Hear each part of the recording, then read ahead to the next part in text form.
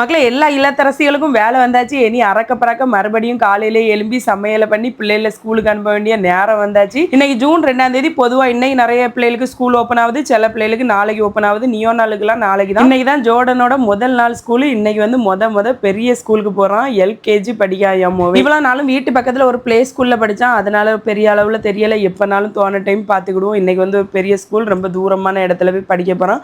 அதனால இன்னைக்கு வந்து தாத்தா எல்லாருமே கொஞ்சம் சென்டிமெண்ட் ஆயிட்டோம். அவன் நல்லா கூலா ஜாலியாக தான் போனான். இங்கே எனக்கு தான் கையும் ஓடாது காலும் ஓடாது. ஏன்னா கொஞ்ச நாள் ஜாலியாக தூங்கிட்டு எடுத்துட்டு கிடந்தோம். சமையல்லாம் நேரத்துக்கு முடிச்சு எடுத்து சாப்பாடெல்லாம் காலையிலே ஊட்டி எடுத்து அனுப்பணும். அவனுக்கு சாப்பாடு கொடுக்க 1 மணிக்கு ராவ மக்களை வச்சுட்டே இருப்பான். ஏற்கனவே போன ஸ்கூல் எப்படின்னா அங்கேயே சாப்பாடெல்லாம் கொடுத்துருவாங்க. நம்ம ரெடி பண்ணி கொடுத்தா போதும்.